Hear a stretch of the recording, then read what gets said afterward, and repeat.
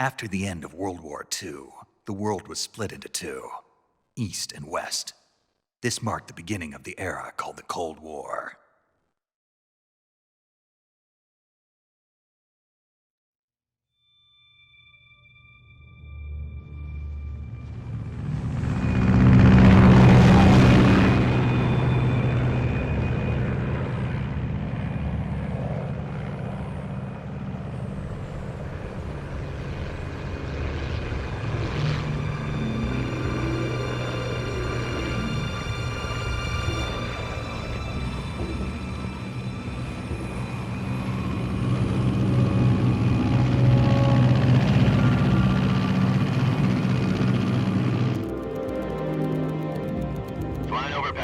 Altitude 30,000 feet.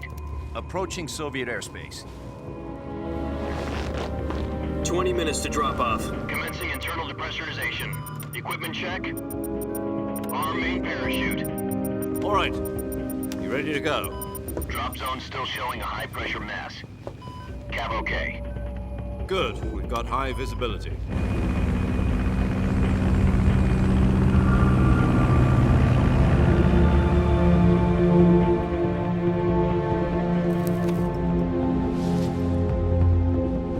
Put out that cigar.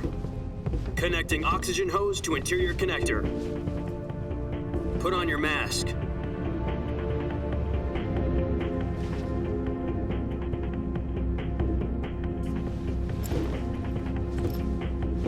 Does this panty waste know what he's doing? Approaching release point. 10 minutes to drop off. Hey, are you deaf? He said put out the cigar and put on your mask.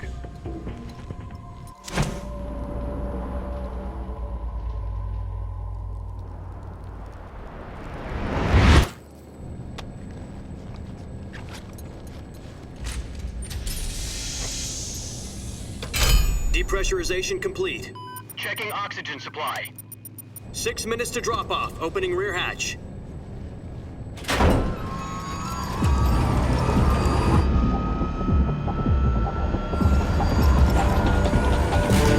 Sunrise.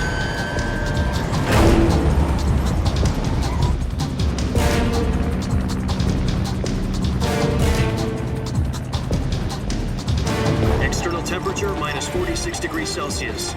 2 minutes to drop off. Stand up. You'll be falling at 130 miles per hour. Try not to get frostbite from the wind chill. 1 minute to drop off. Move to the rear. Activate bailout model. This is one for the history books. The world's first halo jump. 10 seconds to drop off. Stand by. Status okay. All green. Prepare for drop off. Countdown. 5, 4, 3, 2, 1. Spread your wings And fly. God be with you.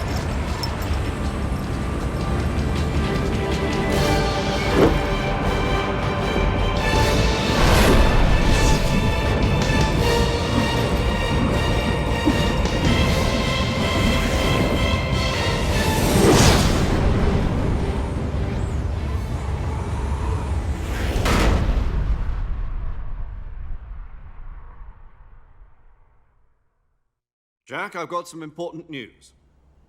The head of the CIA has finally given us the green light for the Virtuous mission. Virtual mission? No, the Virtuous mission. The future of our Fox unit depends on it. If it succeeds, we'll be officially organized into a unit. Virtuous mission? Sounds like some kind of initiation ritual. You know, don't get cocky. This isn't a training op. Right. So what exactly is this wonderful mission? Well, about 2 years ago, a certain Soviet scientist requested asylum in the West through one of our moles. His name is Nikolai Stepanovich Sokolov. He's head of the OKB-754 Design Bureau, one of the Soviets' top-secret weapon research facilities, and the East's foremost expert on weapons development. Sokolov? Isn't he that famous rocket scientist? The very same. On April the 12th, 1961, the Soviets achieved the first manned spaceflight in history. The Earth was blue, but there was no God. Well spoken. The rocket that carried Yuri Gagarin into orbit was the A-1, known as the Vostok rocket. Sokolov is said to be the man most responsible for the multi-engine cluster used in that rocket. After Gagarin's flight, Sokolov left rocket development to become the head of the newly established Design Bureau. From a lowly technician to head of a design bureau, that's quite a success story, so why do you want to defect? It seems he'd become afraid of his own creations. Afraid? Call it a crisis of conscience. And for that, he left his country and his family behind and went over the fence? Not exactly. One of his conditions was that his family was also to be taken safely to the west. We used a mole to get the family out first and succeeded in sneaking Sokolov over the Berlin Wall shortly afterwards. I was the one who conducted the operation. The security on the eastern side was still full of holes back then. Then what? We got Sokolov over in one piece, but the whole ordeal had left him exhausted, and we checked him into a hospital in West Berlin. It took him 2 weeks and more than 600 miles to get from the research facility in the Soviet Union to Berlin. He was in no condition to say anything coherent. And it was only a week later that we had something much bigger on our hands. The Cuban Missile Crisis. October the 16th, 1962, President Kennedy received word that the Soviets were in the process of deploying intermediate-range ballistic missiles in Cuba. The President demanded that the Soviets dismantle and remove the missiles. At the same time, he announced a naval blockade to prevent further missile shipments from reaching Cuba. But the Soviets didn't back down, instead placing their armed forces on secondary alert. Soviet transport ships carrying missiles continued on course towards Cuba. US and Soviet forces went on alert for an all-out nuclear war. Frantic negotiations were conducted through the UN's Emergency Security Council and unofficial channels to end the hair-trigger standoff. Finally, on October the 28th, the Soviet Union agreed to remove its missiles from Cuba, and so the world avoided a nuclear holocaust. But in order to get the Soviets to pull their missiles out, we had to make a deal. You mean the one where the US agreed to remove its IRBMs from Turkey? No. The Jupiter IRBMs deployed in Turkey were obsolete, and we were going to get rid of them anyway. They had no strategic value whatsoever to either the US or the Russians. The Turkey deal was a ruse, a cover story that was fed to the other intelligence agencies around the world. So what did the Russians really want? Sokolov. They wanted us to return Sokolov. You mean the Soviets pulled out of Cuba just to get their hands on Sokolov? That's right.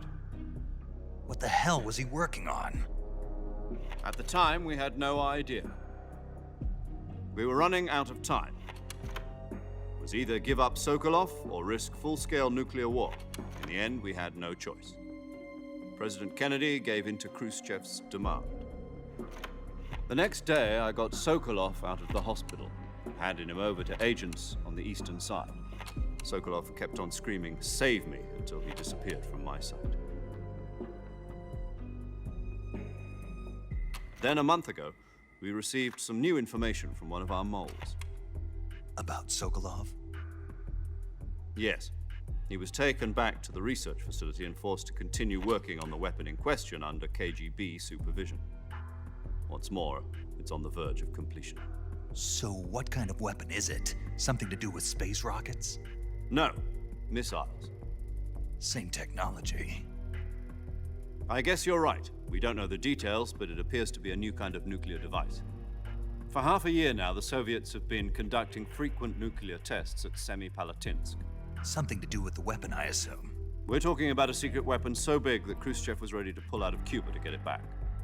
Is Sokolov still in the facility? No. According to our intelligence, he's in Selinoyarsk, a place in the mountains about 3 miles to the west that's known as the Virgin Cliffs. The Virgin Cliffs. Nice name for a virtuous mission. They moved him there just recently. Why? Apparently, they're conducting a field test of the weapon, but it's our best chance to get him back. This mission would never have been possible if he was still in the research facility. This is our last chance. Sokolov must have known that too when he contacted us.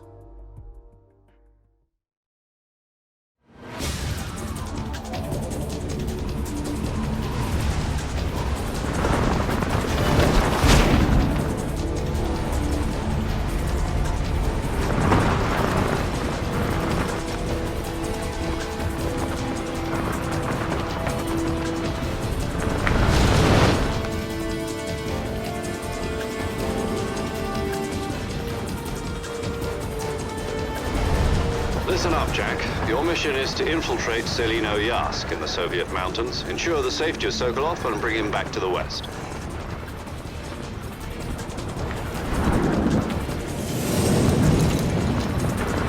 If we don't get Sokolov back before that weapon is complete, we'll be facing a major crisis. The clock is ticking.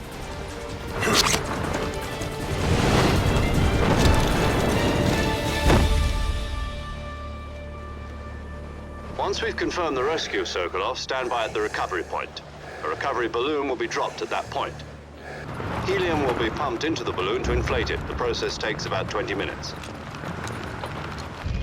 Once it's complete, the gunship's arm will latch onto the balloon and pull it up. The Fulton surface-to-air recovery system.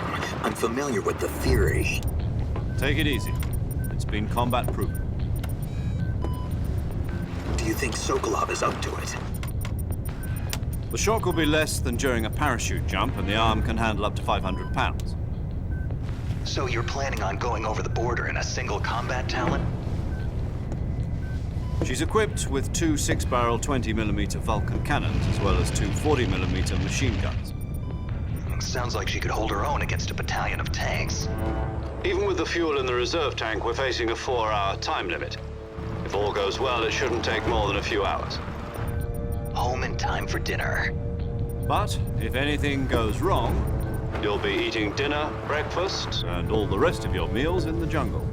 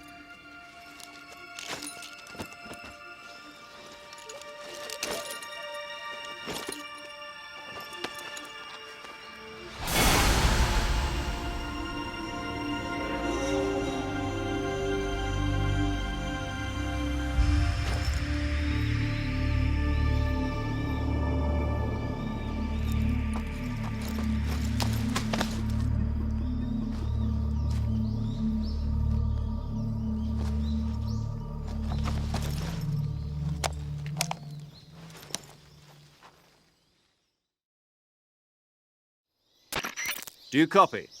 You're already in enemy territory, and somebody might be listening in. From here on out, we'll be using code names to refer to each other. Your code name for this mission will be Naked Snake. I'll be referring to you as Snake from now on. You're not to mention your real name.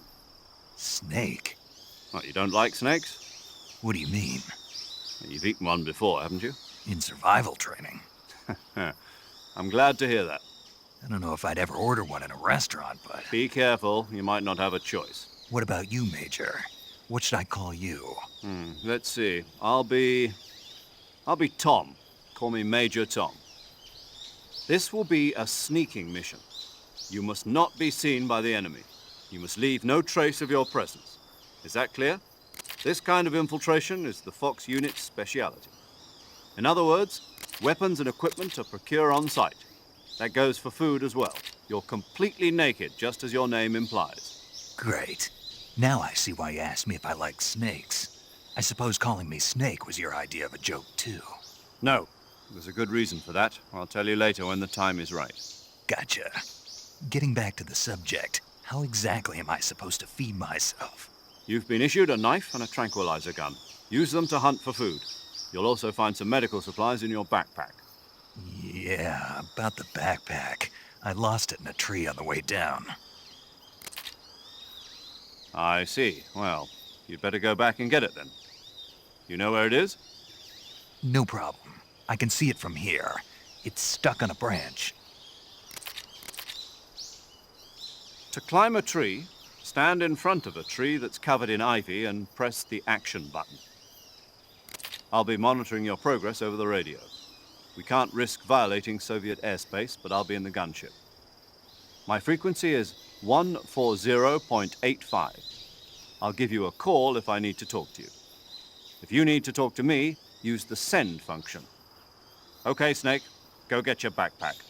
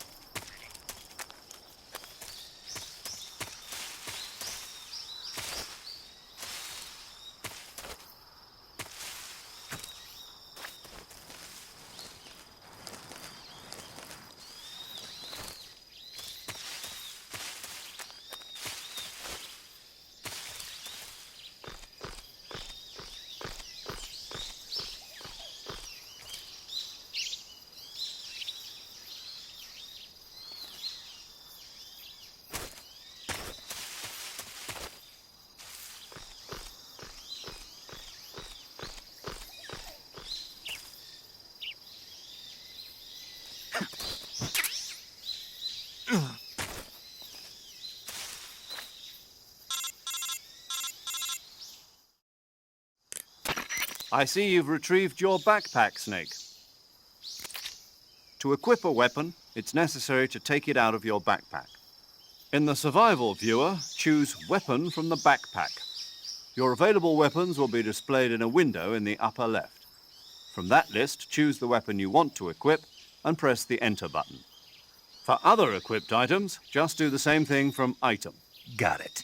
Use the survival viewer backpack. Yep, that's right.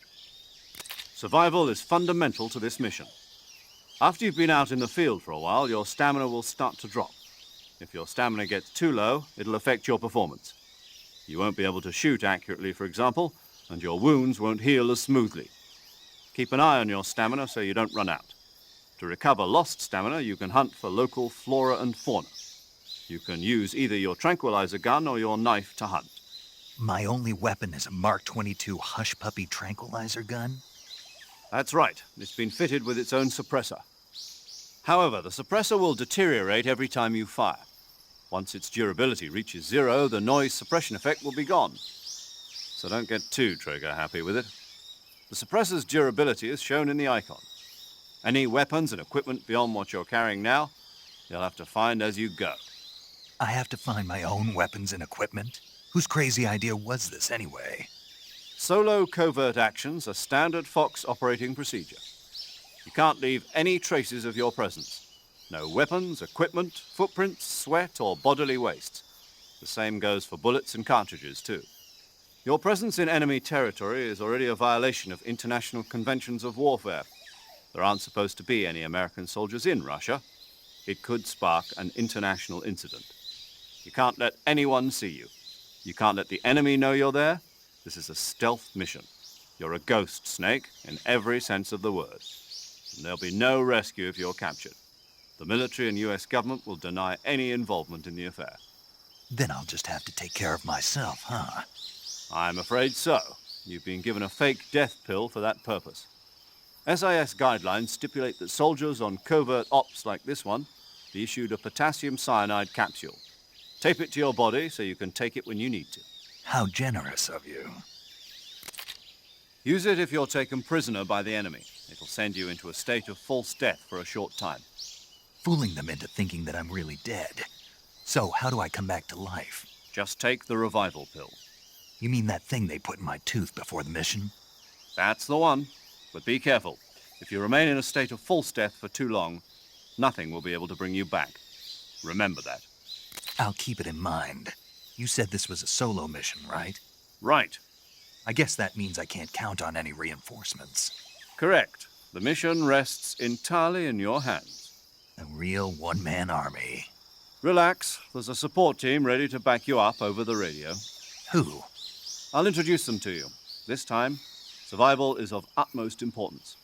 The first member of the support team will be in charge of monitoring your physical condition, acting as a medic, so to speak, as well as recording your mission data. She's a member of Fox as well, and she's here on the gunship with me. She? Hello, Snake. I'm paramedic. Nice to meet you.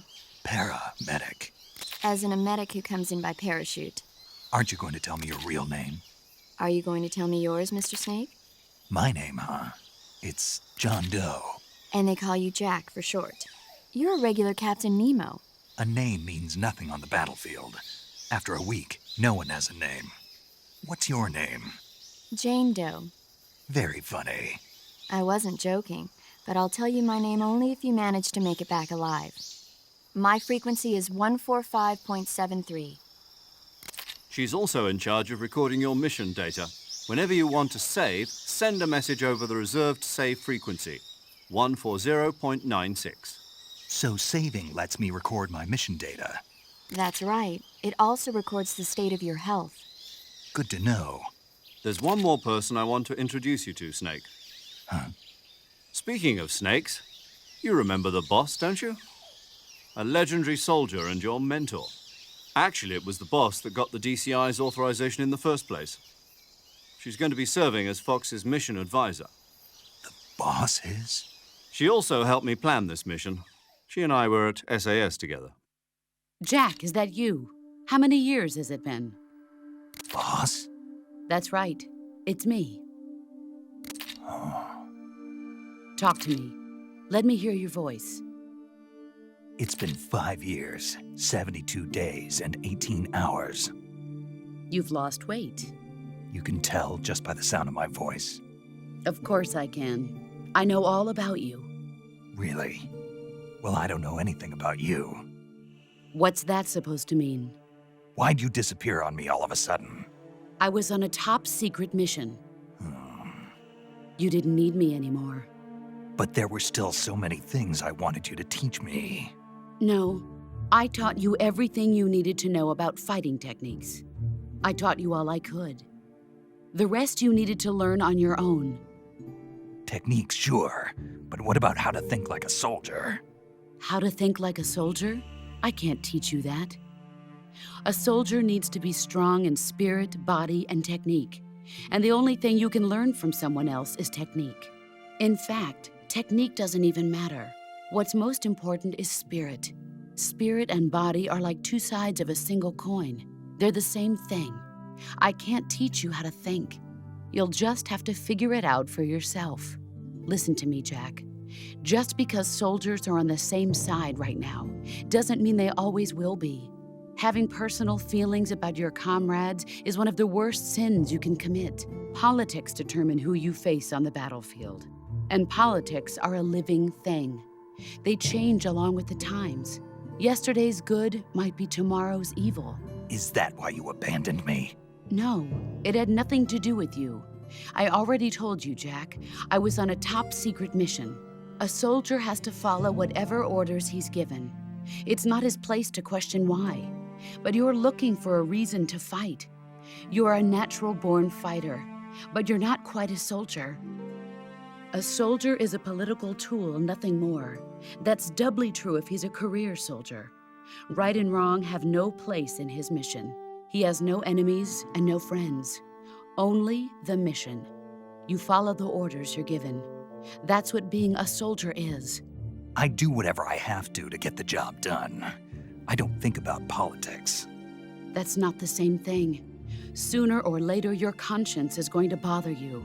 In the end, you have to choose whether you're going to live as a soldier or just another man with a gun. There's a saying in the Orient, loyalty to the end. Do you know what it means? Being patriotic.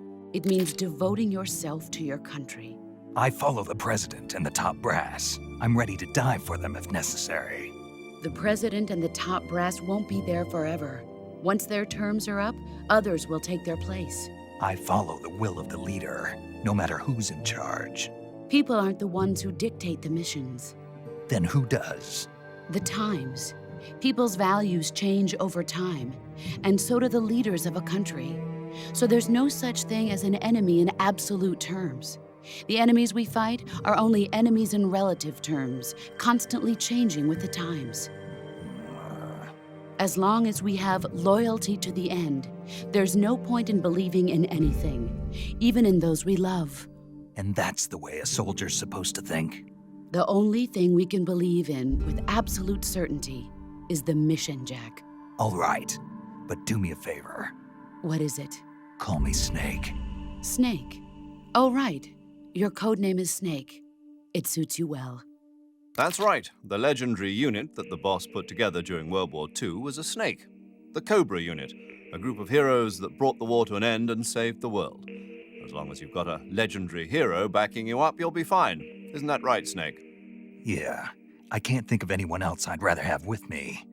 Oh, and one more thing, boss. Yes? It's good to hear your voice again.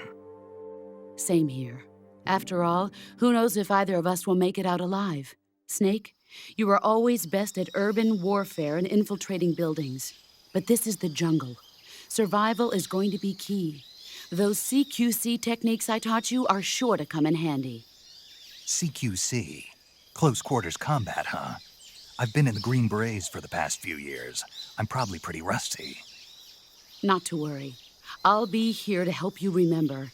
After all, this is your first actual survival mission. I'll be supporting you over the radio. Where are you, boss? Next to the Major? The boss is communicating with us by radio from aboard a Permit-class submarine in the Arctic Ocean. My frequency is 141.80. Call me if you need my advice on battle techniques. Gotcha. Your mission is to retrieve Dr. Sokolov. Dr. Sokolov is being held in an abandoned factory located to the north of your current position. Avoid heavy combat and don't let anyone see you. Don't forget that this is a stealth mission. Snake, try to remember some of the basics of CQC.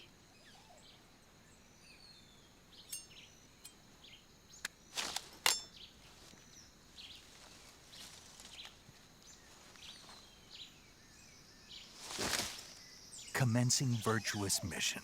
Now,